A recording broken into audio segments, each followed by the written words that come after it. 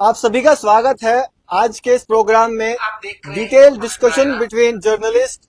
मैं Shahnawaz Deng, nation student news से। और मैं अरफाज अहमद डैंग। जैसा कि आप सब जानते ही हैं, न्यूज शहर इंडिया और एक हमारा और भी पेज है जिसमें गुज्जर गूंज है। वो भी हमारे सहयोगी जो है सदाम चौधरी जी, वो उसको रन करते हैं। उस पर भी आप हमें देख रहे होंगे। मैं जेके हेडलाइन न्यूज आप देखते हैं और पेज को लाइक भी करते हैं, शुक्रिया बहुत बहुत। नाचीज Mahmood Khwaja Peer Panchal speaks. Shiraz Chaudhary daily Lajwal news से। शहनवाज, पहले मैं चाहूंगा कि आप ही शुरुआत करें और आज का जो ये हम काफी सारे मिलकर के जो प्रोग्राम कर रहे हैं और मौसम भी काफी ज्यादा सुहावना हो रहा है, क्या कहना चाहेंगे? बिल्कुल, जिस तरह से मौसम की आपने बात की तो मौसम सुहाना जरूर है, लेकिन आज जिस तरह से पीर पंचाल और अनंतनाग की सीट को लेकर के जो पीर पंचाल रीजन के लोगों को उत्साह था कि कब आखिर बीजेपी अपना कैंडिडेट जो है वो डिक्लेयर करेगी, लेकिन वैसा कुछ नहीं हुआ है। जो वहां के लोग हैं, वो जो पहाड़ी तबका है, वो निराश हुआ कहीं ना कहीं, क्योंकि वहां से जो भाजपा ने अपना कैंडिडेट जो है वो नहीं उतारा है। तो मैं आपसे जानना चाहूंगा, क्या कुछ कहना चाहेंगे आप जो ये सारा मामला पेश हुआ है? इस पे तो ज्यादा मेरे ख्याल में ताजिम भाई हैं, ये सारे पीर पंचाल से ही ताल्लुक रखते हैं। ख्वाजा भाई, क्या कहना चाहेंगे आप? थोड़ा सा रोशनी डालिए ना। तीनों आज बड़ी मतलब लोगों को ये उम्मीद थी कि 3 बजे तक जो है भारतीय जनता पार्टी कोई ना कोई कैंडिडेट अपना उतारेगी, लेकिन उन उम्मीदों पे जो है पानी फिर गया है। अब क्या लगता है आपको, भारतीय जनता पार्टी किस कैंडिडेट को सपोर्ट करेगी? पहाड़ी कबीले के लोगों को जो उम्मीदें थी, अब वो किसको वोट करेंगे? जी अरफाज, शुक्रिया। सबसे पहले मैं डिटेल में जाना चाहूंगा। बड़ी बात यह है कि यहाँ भारतीय जनता पार्टी ने एक अच्छा ग्राउंड तैयार किया था अपने लिए।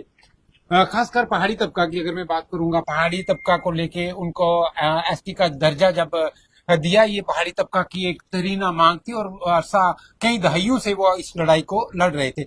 बहरहाल पहाड़ी तबका में जोश और खरोश भी था, जैसा कि देखा 2 दिन पहले सुरनकोट के अंदर आम लोगों ने मिलके, यानी उसमें कोई पॉलिटिकल लीडरशिप वो बीजेपी की नहीं थी, पहाड़ी लोगों ने मिलके वहां ये मीटिंग की। उस मीटिंग का इनकाद किया। उसका अगराज और मकासद यही थे कि पहाड़ी लोग जो हैं वो अभी भी बीजेपी के साथ स्टैंड हैं। बीजेपी ने बेशक अपना कैंडिडेट अभी नहीं उतारा है, लेकिन आज नॉमिनेशन की आखिरी तारीख थी, तो इस वक्त तक अभी भाजपा की तरफ से किसी भी कैंडिडेट की जो नॉमिनेशन है वहां नहीं हुई है। तो ये एक सवालिया निशान है उस पार्टी के लिए जो एक बड़ा बड़ा दावा कर रही थी, जम्मू कश्मीर के अंदर ही नहीं, हिंदुस्तान के अंदर, कि हम 400 पार लेंगे। हम जम्मू कश्मीर की बात करें तो यहाँ ये कहा जा रहा है कि हम असेंबली इलेक्शन में 50 पार करेंगे, लेकिन कहीं ना कहीं पब्लिक डोमेन से और सियासी गलियारों से ये आवाज निकल के आ रही है। वो इतना बड़ा दावा करने वाले जम्मू कश्मीर के अंदर 3 नशिस्तों पे अपना कैंडिडेट नहीं उतार सके, तो ये इसका जवाब मुझे लगता है कि बहुत जल्द ये कहना कबल वक्त होगा कि भाजपा ने गलती की है या क्या कहा है, क्योंकि भारतीय जनता पार्टी के अंदर बड़े इंटेलेक्चुअल लोग जो वो बैठ के इस पार्टी को रन कर रहे हैं। तो लेकिन स्टेट लीडरशिप की मैं बात करूंगा। स्टेट लीडरशिप के साथ, जैसे अरफाज भाई आपने भी काफी इंटरव्यूज किए, अपने ताजिम साहब ने किए, मैंने भी किए, तो स्टेट लीडरशिप ये कहती है भाजपा की कि हमें इस चीज से कोई पता नहीं है, सेंट्रल लीडरशिप जो हमें इंस्ट्रक्शन देगी, हमने अभी भी अपने फाइल जो है वो नॉमिनेशन के तैयार रखे हुए हैं, जिस वक्त हमें हुक्म होगा तो हम इसको बिल्कुल भरने जाएंगे। जैसा वैसे मैं देख रहा हूँ कि मैं भी खुद रजौरी पूंछ का हूँ और मैं ये देख रहा हूँ कि लोग काफी परेशान हैं। रजौरी पूंछ के खासकर मैं बात करूँ, वो इंतजार कर रहे हैं, जो भाजपा के लोग थे, जो चाहते थे कि हम भाई बहुत बड़े स्पीकर लगाएंगे, ये करेंगे वो करेंगे, लेकिन आज मुझे खाली नजर आ रहा है। इसमें क्या लग रहा है आपको? देखिए, इंटरेस्टेड बात यह है ताजिम भाई कि सुरनकोट के अंदर से जो आवाजें हम तक पहुंच रही हैं, क्योंकि जमीनी सतह से हम, खासकर मैं सुरनकोट कॉन्स्टिट्यूंसी की बात करूंगा, 90% लोगों के साथ में टच में हूं, चाहे वो गुजर बरादरी से हो, वो पहाड़ी से हो, वो सिख हूं या अपने हिंदू बरादरी से हो।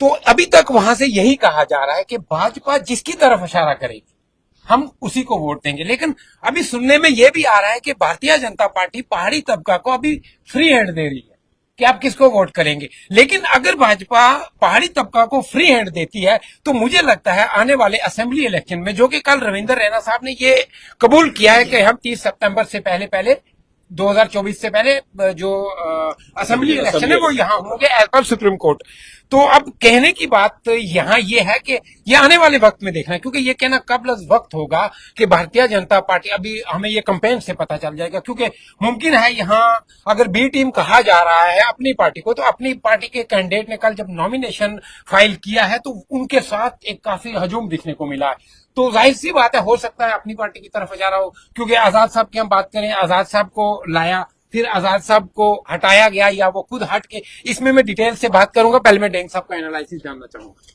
सर, अगर बात करें हम, जिस तरह से आजाद साहब का नाम जो है वो पहले सुर्खियों में आया, और सुर्खियों में नाम ऐसा नहीं है कि अफवाहों के जरिए आया, जिस तरह से रविंदर रैना जी का नाम चला। हमने देखा था कुछ प्रेस कॉन्फ्रेंस के जरिए जो है उनका नाम जो है अनाउंस किया गया था कि डीपीएपी से जो है आजाद साहब उम्मीदवार के तौर पे जो है वो उतरेंगे। ये मेरे से सवाल पूछ रहे हैं या? हाँ, बिल्कुल मेरे से पूछे। अच्छा, जी जी। तो लेकिन देखने में ये आया कि कुछ दिनों के बाद जो है आजाद साहब ने खुद जो है सामने आकर के ये कहा कि मैं वहां से पार्टिसिपेट नहीं कर रहा हूँ।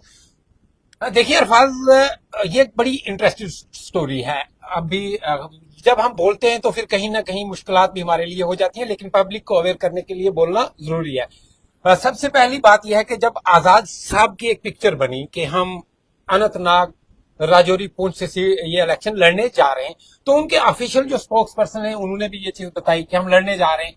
तो सुनने में ये आया, फिर बीच में ये बात आई कि हो सकता है भाजपा के सपोर्ट से आजाद साहब बीच में आ रहे हो, लेकिन ये ऐसा नहीं होता कि कोई उतर जाए, किसी पार्टी का नाम आ जाए तो ये सब बातचीत हुई होती है।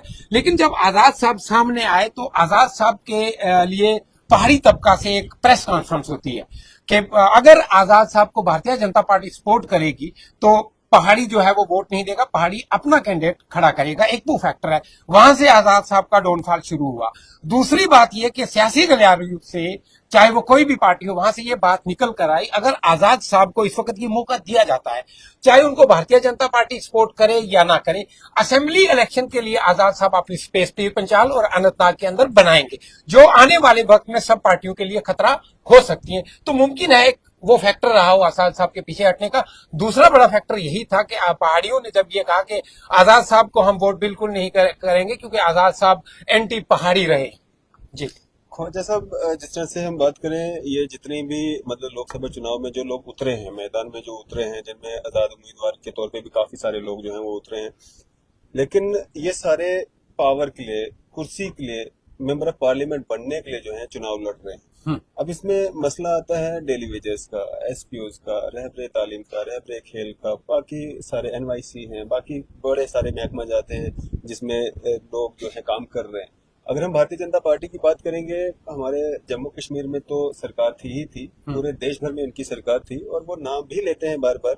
अब देखेंगे रविंदर रैना जी हर एक महकमे के इन डेली वेजर्स का नाम लेते हैं, एसपीओज का नाम लेते हैं, लेकिन पिछले 10 साल से इनके लिए कोई पॉलिसी जो है वो फ्रेम नहीं हो सकी।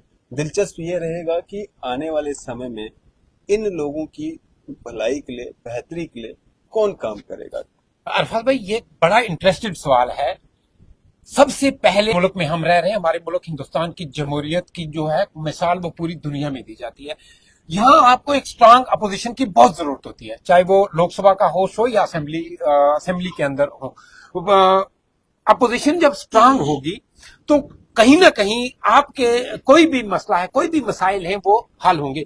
आप मुझे बताएं, यहाँ से एमपी जो थे, भाजपा को आप साइड पर रखो क्योंकि वो रूलिंग में थे, दूसरे जो एमपी थे उन्होंने कितनी आवाज उठाई डेली वेजर्स के लिए? मुझे नहीं लगता किसी ने उठाई होगी। और डेली वेजर्स एक ऐसा तबका है जो किसी डिपार्टमेंट को चलाने की बैकबोन का काम करता है। जो आप आला जो ओहदों पर फाइज हो, आप एसी का कुर्सी का मजा लेते हो, जमीनी सतह पर, वो पीएचई में हो, वो बिजली महकमा में हो, वो महकमा जंगलात में हो, कहीं भी हो, डेली वेजर जो है, एसपीओज की अगर मैं बात करूं, एसपीओज ड्राइव भी करते हैं, गाड़ी भी चलाते हैं, घरों में काम भी करते हैं, किचन में भी, उनके किचन में हम ये वसूख के साथ और फिगर्स के साथ बता सकते हैं कि एसपीओज कितने ऑफिसर्स के घर में किचन में काम करते हैं। लेकिन उन लोगों को परमानेंट अगर नहीं करोगे तो ये नाइंसाफी है। अब मसला ये है कि इसका डीप एनालिसिस में हमारे साथ शहराज भाई हैं, ये अखबार के लिए लिखते हैं, लाजवाल के लिए लिखते हैं, तो मैं इनसे भी समझना चाहूंगा कि शहराज भाई, किस तरह ये डेली विजिट जो तबका है इनको मजबूत करने के लिए, या इस वक्त अगर भाजपा भी ये दावा कर रही है कि बिजली पानी के अंबार लगे हुए हैं, जल जीवन मिशन जो है पाइपें गई हैं लेकिन जल नहीं है, पाइपें तो हैं, नल तो है, जल नहीं है, इस मसले में पहले मैं डेली विजिट के मसले पे ये मैं जानना चाहूंगा कि कौन रहनुमाई करेगा, इन लोगों की बात कौन करेगा। ख्वाजा साहब, सबसे पहले तो आप ये जो प्रोग्राम शुरू कर रहे हैं बहुत अच्छा प्रोग्राम है, जो आवाम को आवाज, आवाम के हक के लिए सरकार में जो नुमाइंदे थे उनको उठाने चाहिए, लेकिन वो सहाफी लोग उठा रहे हैं। ये भी मैं समझता हूँ कि जम्मू कश्मीर के लोगों की बदकिस्मती है कि अगर लीडर लोग ये आवाज नहीं उठा रहे तो हमें ये आवाज उठानी पड़ रही है। डेली विजर की बात की तो मैं इस चीज का खुद गवाह हूँ कि जम्मू कश्मीर में जब पीपल डेमोक्रेटिक पार्टी और भारतीय जनता पार्टी की सरकार थी तो मैंने कितनी बार यहाँ प्रोग्राम कवर किया है। 10+2 कंट्रेक्चुअल लेक्चरर जो दिन रात इस प्रेस क्लब में बैठे, और मैं कितनी बार आया हूँ उनके पास, उनका अखबार में भी मैंने लिखा और प्रोग्राम कवर किया। 3-4 साल वो लोग यहाँ कंटिन्यू स्ट्राइक में बैठे रहे, डे नाइट स्ट्राइक की उन्होंने। और उस वक्त जो सरकार के वजीर थे, चाहे वो डिप्टी सीएम कविंद्र गुप्ता साहब थे, चौधरी लाल सिंह फॉरेस्ट मिनिस्टर थे, वो आए इनके पास। उसके बाद और भी काफी मिनिस्टर, कमर चौधरी थे, रजौरी के एमएलए थे, वो भी यहाँ आए। जुल्फकार चौधरी एक बार वो मिनिस्टर थे, वो प्रेस कॉन्फ्रेंस करने के लिए आए, उन लोगों को भी घेरा, तो उन लोगों का मसला हल नहीं हुआ। बाद में उन लोगों की कवरेज भी मैंने की है, बाद में भी वो लोग मिलते हैं मुझे तो वो कहते हैं हमारा आखिर कसूर क्या है, इतने साल हमने एजुकेशन डिपार्टमेंट में बड़ी कम सैलरी के ऊपर काम किया है, और 2019 तक तो उन लोगों का ये कहना कि हम स्कूल जा रहे थे, हमें सैलरी जो भी थोड़ी बहुत ही मिल रही थी, घर का गुजर बसर चल रहा था। और 2019 के बाद तो उन लोगों को बिल्कुल डिपार्टमेंट से आउट कर दिया, बाहर का रास्ता दिखा दिया, और आज वो लोग बेरोजगारी की कतार में आ चुके हैं। इतने साल काम करने के बावजूद उनको निकाल दिया। डेली विजर की जहां तक बात की, पिछले दिनों में मैं किसी सियासी लीडर का एक इंटरव्यू देख रहा था, तो उसने कहा कि मोदी साहब बड़ा अच्छा काम कर रहे हैं, जो मुल्क में योजनाएं जो हैं मोदी साहब की वो अवाम की डेवलपमेंट के लिए, फलाह व बहबूदी के लिए लागू की हैं।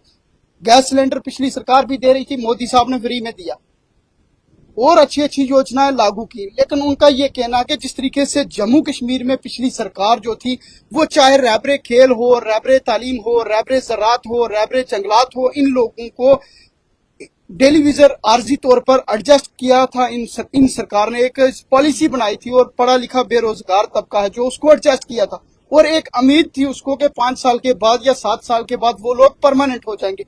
तो मौजूदा जो सरकार है इसने तो वो पॉलिसी सारी बंद कर दी है। एक तो ये बड़ा पॉइंट रहा है इसमें, बेरोजगारी के ऊपर तो सरकार कंट्रोल नहीं कर पाई। दूसरी बात, जिस तरीके से आपने शुरुआत में कही कि खित्ता पीर पंजाल के लोग, ना सिर्फ पहाड़ी तबका के लोग, बल्कि मैं समझता हूं कि गुज्जर बकरवाल कबीला के लोग जो हैं वो भी मायूस हुए हैं, जो भारतीय जनता पार्टी के साथ जुड़े हुए। आज से चंद रोज कबल मेरी रजौरी के एक भारतीय जनता पार्टी के एक बड़े लीडर हैं, उनसे बात हुई तो मैंने उनको पूछा, जी आपका कैंडिडेट कब तक आएगा, उम्मीदवार भारतीय जनता पार्टी कब तक उतारेंगी? तो उनका ये कहना है कि भारतीय जनता पार्टी 2024 का जो इलेक्शन है, अब वो भारतीय जनता पार्टी नहीं रही जो 2010 या 2005 की भारतीय जनता पार्टी थी। जब भारतीय जनता पार्टी कैंडिडेट खड़ा करती थी तो इलेक्शन हार जाते थे वो लोग। उनका ये साफ कहना था कि भारतीय जनता पार्टी कैंडिडेट इस निशिस्त के ऊपर खड़ा करेगी, और भारतीय जनता पार्टी कैंडिडेट खड़ा करेगी तो वो कैंडिडेट जीतेगा। यानी 2024 का इलेक्शन है, जो भारतीय जनता पार्टी अब जो भी कैंडिडेट खड़ा करेगी वो इलेक्शन हारने के लिए खड़ा नहीं होगा, जीतने के लिए। जहां तक रही 2014 में जब असेंबली के इलेक्शन हुए जम्मू कश्मीर में, तो रजौरी सेगमेंट की बात करें, चौधरी तालब साहब भारतीय जनता पार्टी के उम्मीदवार थे, और उन्होंने 24,000 वोट लिया था, और उसमें 20,000 के आसपास गुजर वोट मिला।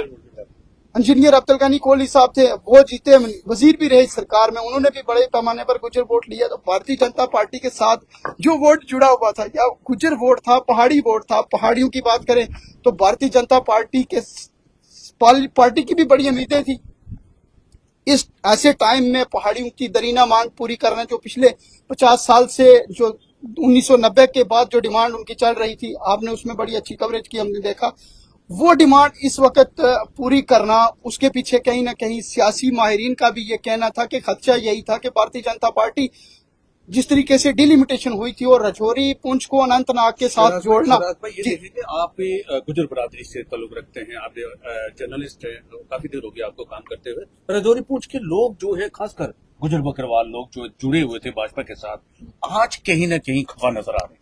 वही मैं बात कर रहा था कि ऐसे टाइम में पहाड़ियों को एसटी देना, और उसके पीछे क्लियर मंशा यही थी कि रजौरी पुंछ का बड़ा वोट है, जो पहाड़ी तबका का वोट है, उसमें हम कश्मीर की बात करें तो शपिया की 2-3 कॉन्स्टिट्यूंसी है, वो भी पहाड़ी वोट है वहां, जहां से जफर मनाज साहब खुद आते हैं, पहाड़ी किलर में बड़े पहाड़ी रह रहे हैं।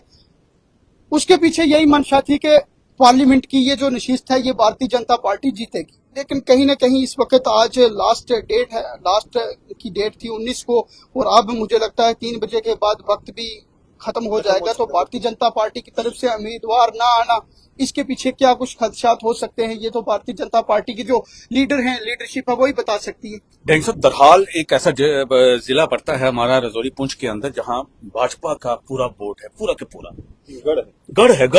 गढ़ माना जाता है। लेकिन आज मैं देख रहा हूं कि काफी मुझे कॉल्स भी आई हैं, लेकिन क्या हो रहा है जी, आज बिल्कुल खफा बैठे हो, बिल्कुल इंतजार, जो रेडियो सुन रहा है, जो टीवी देख रहा है, लेकिन कहीं कोई न्यूज नहीं, कुछ नहीं, सिर्फ हमारे माध्यम जो लोगों तक आवाज पहुंच रही है, जो प्रोग्राम हमने स्टार्ट किया है ये लोगों तक पहुंच रहा है, क्या कहेंगे उसमें आप?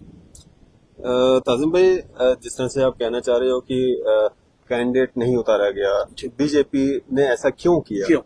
गढ़ है, पहाड़ियों के लिए इतना कुछ किया, गुजर बकरवाल कम्युनिटी के लिए इतना कुछ किया, फिर भी कैंडिडेट ना उतारना, और आज 3 बजे तक समय था, उम्मीदें थी लोगों को कोई ना कोई कैंडिडेट, और भारतीय जनता पार्टी के जो लोग, मुझे लगता है समय खत्म हो चुका है। भारतीय जनता पार्टी के लोग जो है तैयारियों में थे, खासकर अगर हम बात करें जो कुछ एक नाम चल रहे थे, वो रेडी थे कि कब ऊपर से सिग्नल आएगा और हम जो है नॉमिनेशन फाइल करेंगे, लेकिन वैसा कोई सिग्नल आया नहीं और वो समय जो है वो खत्म हो चुका है।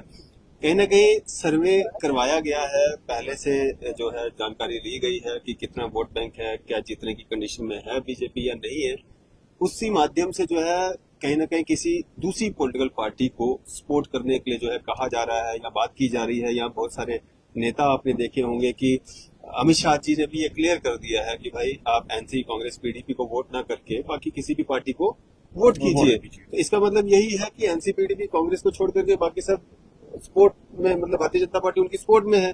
तो आप जब किसी को सपोर्ट करोगे, उनका वोट और आपका वोट मिल करके उनको ये लगता है कि अगर वो जीत करके आते हैं तो उनको भी वो कहीं ना कहीं जगह दे ही देंगे। और बीच में लोग परेशान हैं, परेशानी है लोगों को। सर, परेशानी तो होनी है, क्योंकि लोगों को उम्मीद थी कि भारतीय जनता पार्टी का कोई सदस्य आएगा, हम उसको वोट करेंगे, लेकिन अब भारतीय जनता पार्टी जिसके लिए भी कहेगी कि आपने इसको सपोर्ट करना है तो लोगों ने तो वो करना ही करना है। वजह सब लोगों की जो उम्मीदें थी, अभी मैं आपसे जानना चाहता हूँ, आपने काफी प्रोग्राम कवर किए हैं, क्या लगता है आपको रजौरी पुंछ के लोगों के साथ कहीं ना कहीं कोई ऐसी साजिश तो नहीं चल रही कि किसी और पार्टी को खड़ा किया जाए? ताजिम भाई, प्रोग्राम शुरू करने से पहले आपने देखा होगा कि कितने फोन आए होंगे, बिल्कुल, उसमें क्या क्या डिस्कशन की जा रही हैं। जो लोग इस वक्त तजब्जब में परेशान हो गए कि ये हुआ क्या। अब लोगों का ये भी कहीं ना कहीं सोचना है कि भारतीय जनता पार्टी इतनी कमजोर है कि जम्मू कश्मीर की 3 नशिस्तों पे अपना कैंडिडेट ही नहीं उतारा। लेकिन दूसरी तरफ जब देखा जाए, कल हमने एक सवाल किया था, मैंने और अरफाज भाई ने स्टेट प्रेसिडेंट रविंदर रैना जी से, उनको जब मैंने ये कहा कि एनसी और पीडीपी को खत्म करने के लिए, ये मैं नहीं कह रहा हूं, ये सियासी पार्टियां और पब्लिक डोमेन से आवाज आ रही है कि भाजपा ने ABC टीम बनाई है। देखो, आपका जैसे गुपकार अलायंस बना था, भाजपा का भी ऐसा किसी के साथ अलायंस बना नहीं, ना पब्लिक डोमेन में आया। तो जब होम मिनिस्टर साहब ये कहते हैं नेशनल कॉन्फ्रेंस, पीडीपी, कांग्रेस को आपने वोट नहीं देना, बाकी जिसको मर्जी दो, आप क्या समझोगे? डायरेक्टली इनडायरेक्टली आप क्या समझोगे? मुझे आप बताएं, पीर पंचाल और अनंतनाग सीट पर इस वक्त एक्टिव अगर कैंडिडेट हैं तो वो कौन है? 2 जमातों के दरमियान इस वक्त मुकाबला है मेरे हिसाब से। अभी अपनी पार्टी का एनालिसिस आना बकाया है, नेशनल कॉन्फ्रेंस और पीडीपी के दरमियान भी मुकाबला है, ठीक ठाक। इसी मुकाबले को अगर आगे हम तब बढ़ाते जब रविंदर रैना जी टिकट लेके भारतीय जनता पार्टी की तरफ से मैदान में आते। हमारे सर्वेज हैं जनाब, अब ये वो मेरे लिए फिर मुश्किल बन जाएगी ना एग्जिट पोल और ओपिनियन पोल की। मैं ये बता रहा हूं कि ये सर्वेज थे, रविंदर रैना साहब ने बहुत बड़ी टक्कर देनी थी, क्योंकि रविंदर रैना साहब का फैक्टर अगर देखा जाए, अनंतनाग में भी वही चलेगा, पुंछ राजौरी में भी वही चलेगा, क्योंकि ये एक ऐसा शख्स है जो हर पार्टी, हर इंसान, हर कुंबे, हर बरादरी के साथ मिलता है, इसमें कोई दो राय नहीं है। तो अब भाजपा ने एकदम से ये फैसला चेंज करना, ये हमारे लिए भी एनालाइज करना अभी बहुत मुश्किल है। लेकिन अभी पहाड़ी कबीला हो या गुज्जर बरादरी हो, जैसे मेरे कुलीग और भाई शहराज साहब ने बताया कि पहाड़ी ही नहीं, गुज्जर बिरादरी का भी एक बहुत बड़ा तबका भाजपा के साथ जुड़ा है, उसमें प्रोमिनेंट फेसेस हैं। लेकिन वो भी परेशान है कि ये क्या है, वो लोग किसको वोट करेंगे। अब आने वाले वक्त में जब कैंपेन शुरू होगी पीर पंचाल अनंतनाग के अंदर, उस वक्त हमें ये जमीनी सतह से पता चलेगा कि भारतीय जनता पार्टी किसको सपोर्ट करती है। शाहनवाज, गुजर बकरवाल लोग जो हैं अभी रजौरी पहुंच जी, जी। गए, अब भी इंतजार कर रहे हैं, सर, टाइम तो हो चुका है। अब तो खत्म हो चुका है टाइम, अब उनका इंतजार करने का कोई फायदा है नहीं। जिस तरह से पहले बीच में सोर्सेज के मुताबिक ये खबरें निकली थी कि रविंद्र रैना जी जो है वो लड़ेंगे इस पे, और ये भी कह रहे थे कि उन्होंने तैयारियां भी कर ली है, जैसे ही ऊपर से ऑर्डर आएगा तो वो जाके फाइल कर देंगे। लेकिन अब समय तो जो है वो खत्म हो चुका है, तो अब कहीं ना कहीं उनकी उम्मीदें जो है सरासर पानी जो है उसमें फिर चुका है। तो ये जो हमारी डिटेल डिस्कशन थी, उम्मीद करेंगे लोगों को ये डिटेल डिस्कशन जो है हमारी पसंद आएगी, और इस तरह के और भी डिटेल्स डिस्कशन के लिए या जो आम जनता के मसले मसाइल हैं, आप वो चाहते हैं कि आप उजागर जो है वो हो, तो आप हमारे जो मुख्तलिफ प्लेटफॉर्म है, हमारे शिराज भाई हैं, महमूद ख्वाजा साहब हैं पीर पंचाल स्पीक से, ताजिम मलिक जी हैं जेके हेडलाइन न्यूज से, अरफाज साहब हैं न्यूज सार इंडिया से, मैं Shahnawaz dang nation strength news से। तो आप हमारे पेजेस को जो है फॉलो करें, लाइक करें, क्योंकि ये आप अगर फॉलो लाइक करेंगे तो आपको जो है और अपडेट्स मिलेंगी। लेकिन कल को अगर आपको भी जरूरत पड़ती है किसी भी प्लेटफॉर्म की, तो आप अपनी आवाज जो है हमारे जरिए जो है एडमिनिस्ट्रेशन तक रख सकते हैं। तो उम्मीद करेंगे आपको हमारी डिटेल डिस्कशन जो है वो पसंद आई होगी, और इस वीडियो को ज्यादा ज्यादा लाइक करिए, शेयर करिए। और इसी तरह मैं कैमरामैन को कहूंगा कि वो बताएंगे कि जम्मू का मौसम कितना सुहाना है, बारिश जो है बेहतरीन है। लेकिन इस पे ये बारिश भी आप देखते हैं, लेकिन शहराज साहब के साथ मैं डिस्कस करने जा रहा हूँ क्योंकि मेरे तजुर्बेकार साथी हैं। ये बारिश बहुत है, प्रेस क्लब जम्मू में है, लेकिन ख्वाजा साहब इस बारिश में भी लोगों को इंफॉर्मेशन दे रहे हैं। हाँ, हम दे रहे हैं प्रेस क्लब के अंदर खड़े होके, ये प्रेस क्लब के विजुअल जो है आप दे रहे हैं। तो मैं ये उम्मीद भी करता हूँ कि आने वाली जो भी हमारी सरकार होगी वो प्रेस क्लब को भी थोड़ा बिल्कुल ये देख सकते हैं किस तरह से अंदर एक्टिवेशन ग्राउंड है ना, कितनी बेहतरीन तरीके से जो है बारिश हो रही है, सफाई करेंगे।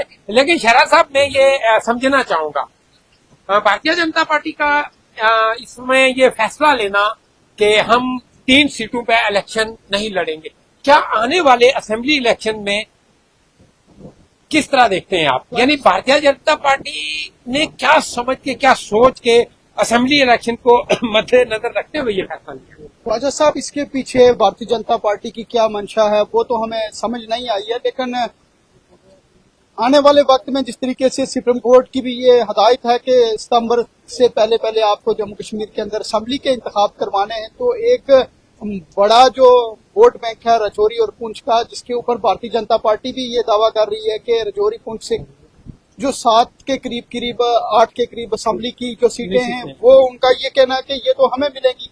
और इसमें तो कोई शक वाली बात भी नहीं। जिस तरीके से मलिक साहब ने पहले बात की, हन्ना मंडी एक नई कॉन्स्टिट्यूंसी बनाई है, तो दरहाल में काफी वोट है जो वो इकबाल मलिक साहब के साथ जुड़ा हुआ है। अब सुप्रीम कोर्ट की बात करें तो आप सुप्रीम कोर्ट से खुद हो, तो बुखारी साहब ने जिस तरीके से भारतीय जनता पार्टी ज्वाइन की है, तो वहां भी भारतीय जनता पार्टी का रहेगा सरसूख। तो नौशहरा की सीट है, या राजौरी की प्रॉपर की बात करें तो राजौरी में भी भारतीय जनता पार्टी का अच्छा खासा वोट बैंक है। लेकिन क्या भारतीय जनता पार्टी की इसके पीछे क्या मजबूरी रही है? क्या उनको कोई अच्छा कैंडिडेट नहीं मिला?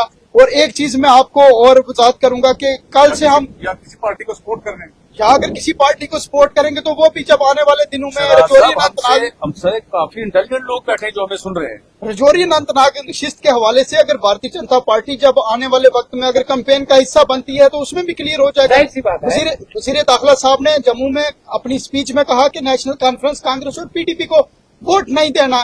तो उसके अलावा अगर किसी पार्टी की सियासी जमात की सपोर्ट में अगर भारतीय जनता पार्टी उतर के सामने आती है इस लिस्ट पे, तो क्लियर हो जाएगा कि भारतीय जनता पार्टी किस सियासी जमात के साथ है। और उसके ख्वाजा साहब दराल कहाँ जा रही है? ये दराल के लोग क्या कर रहे हैं? देखिए, यहाँ बात दराल की नहीं है। नहीं, दराल मैं बता रहा हूँ, दराल के लोग मैं बता रहा हूँ पूरे के पूरे जो इलाके हैं ना, पूरा बीजेपी का, वो इकबाल मलिक को देख रहे हैं। जाहिर सी बात है, वही चीज मैं कह रहा हूँ। सुप्रीम कोर्ट के अंदर, जैसे मेरे भाई शहराज ने जिक्र किया, सुप्रीम कोर्ट के अंदर बुखारी साहब एक चेहरा है। बुखारी साहब जब मिनिस्टर थे बड़े अहम ओहदों पे फाइज रहे जब वो नेशनल कॉन्फ्रेंस में थे, और ये इसमें हम डिनाई नहीं करते कि बुखारी साहब ने बहुत काम किए वहां। आने वाले असेंबली इलेक्शन में अगर बुखारी साहब को भी टिकट मिल जाती है भाजपा की तरफ से और सुप्रीम कोर्ट के अंदर एक रोमांचक मुकाबला होगा, वो मुकाबला किसके दरमियान में होगा? अभी जो कैंडिडेट गए हैं चौधरी मोहम्मद अकरम लिसानवी साहब नेशनल कॉन्फ्रेंस में, नेशनल कॉन्फ्रेंस को सुप्रीम कोर्ट कंस्टिट्यूएंसी से बहुत बड़ी मजबूती मिली है। आज की डेट में चौधरी मोहम्मद अकरम लिसानवी साहब जो है ये सारे फहरिस्त है। इसी तरह असेंबली इलेक्शन जो है, माफ कीजिएगा, असेंबली इलेक्शन जो है ये बड़ा रोमांचक होने वाला है अगर ये टाइम पे होता है। बहरहाल लेकिन ख्वाजा साहब मुझे लगता है इसको कहीं आगे करना पड़ेगा। नहीं, आगे नहीं जाएगा। देखिए सर, सुप्रीम कोर्ट का ऑर्डर है, उसमें मैं हूं, आप हूं, भारतीय जनता पार्टी हो, पीडीपी हो, एनसी हो, सुप्रीम कोर्ट का हम सब इज्जत करते हैं, आदर करते हैं। सुप्रीम कोर्ट की जो डायरेक्शन है, मुझे लगता है भारतीय जनता पार्टी उस पर अमल पैरा होगी। और क्या डेट बताई थी? 30 सितंबर 2024 से पहले जो है वो असेंबली इलेक्शन होगा और यहाँ एक चुनी हुई लोगों की सरकार जो है वो देखने को मिलेगी जम्मू कश्मीर के अंदर। चलिए, बहरहाल आप लोगों का बहुत बहुत शुक्रिया, आप हमें बहुत प्यार दे रहे हैं, हमारे सबके प्लेटफॉर्म पे आप हमें बहुत प्यार दे रहे हैं। आपकी आवाज बुलंद करने के लिए हम यहाँ हाजिर हैं। आपकी सपोर्ट की ये जरूरत है। आप हमें फेसबुक पे जरूर फॉलो करें, हमारे इंस्टाग्राम चैनल पे, हमारे ट्विटर चैनल यानी एक्स पे भी चैनल है, यूट्यूब चैनल है, आप वहां जाके भी फॉलो, सब्सक्राइब, कमेंट, शेयर जरूर करेंगे, क्योंकि आपका कमेंट हमारे लिए जो है ये हौसला अफजाई है, आपका लाइक हमारे लिए हौसला अफजाई है, आपका शेयर हमारे लिए हौसला अफजाई है। अपना बहुत बहुत ख्याल रखें। मैं और मेरी पूरी टीम को इस शर्त के साथ इजाजत देंगे। हम अपना बहुत बहुत ख्याल रखेंगे। अल्लाह ने